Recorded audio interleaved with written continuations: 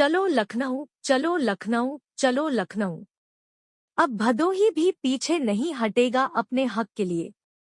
कालीन नगरी भदोही अब अनिश्चितकालीन बीसी सखी की मांगों को लेकर चल रही है। लखनऊ आपको बता दें कि अनिश्चितकालीन धरने का आज दूसरा दिन रहा, जिसमें भारी बारिश और ड्राइवर की हड़ताल होने के बावजूद तमाम हमारी बीसी सखी बहन अपने हक और अधिकार के लिए इको गार्डन पार्क लखनऊ में पहुंचे और बीसी सखी की मांगों की आवाजों को बुलंद किया। हमारे धरने पर प्रतिदिन शासन प्रशासन की निगाह लगी हुई है, जिसका रिपोर्ट मुख्यमंत्री कार्यालय पर दिया जा रहा है।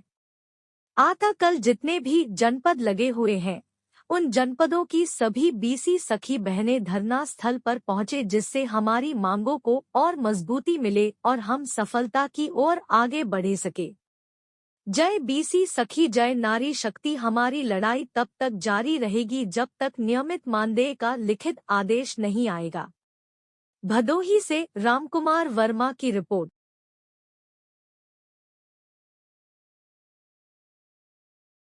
भदोही सुरियावा ब्लॉक के सराय क्षत्रशाह बनकट गांव में स्थित प्राथमिक विद्यालय में बुधवार को भारत विकसित संकल्प यात्रा कार्यक्रम का आयोजन किया गया, जहां पर सरकार के तरफ से विभिन्न संचालित योजनाओं के बारे में विस्तार से कराया गया। इस दौरान तमाम विभागों के लोग मौजूद रहे। कार्यक्रम का शुभारंभ मां सरस्वती तथा महापुरुषों के चित्र पर माल्यार्पण कर किया गया और कार्यक्रम में मुख्य अतिथि रहे जिला पंचायत सदस्य चंद्रभूषण त्रिपाठी का माल्यार्पण ग्राम प्रधान द्वारा किया गया। विकसित भारत संकल्प यात्रा कार्यक्रम में मुख्य अतिथि चंद्रभूषण ने आए हुए सभी लोगों का आभार जताया तथा सरकार के तरफ से संचालित योजनाओं की विस्तृत जानकारी दी। जिला पंचायत सदस्य ने कहा कि सरकार के तरफ से संचालित योजनाओं का लाभ हर एक पात्र व्यक्ति को मिले, साथ में जो लोग अभी तक योजनाओं का लाभ नहीं पा सके हैं,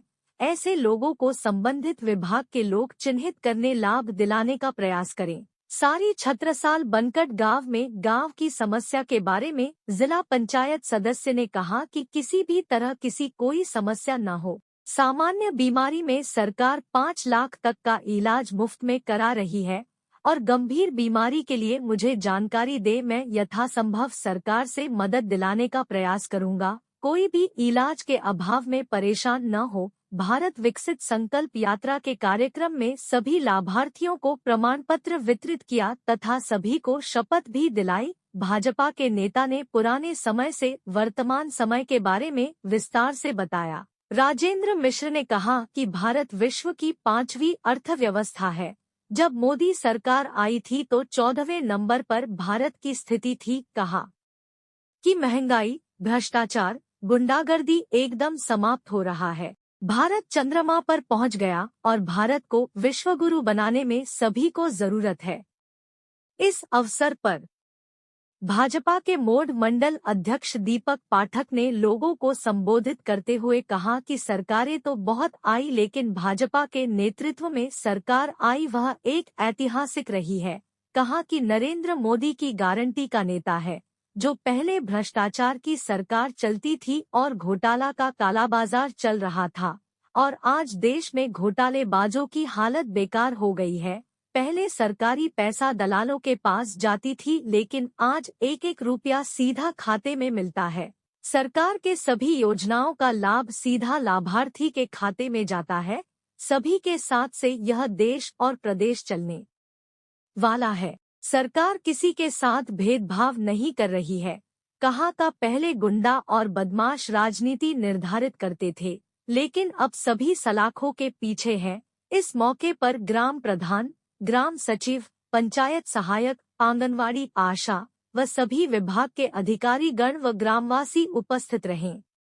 भदोही से रामकुमार वर्मा की रिपोर्ट।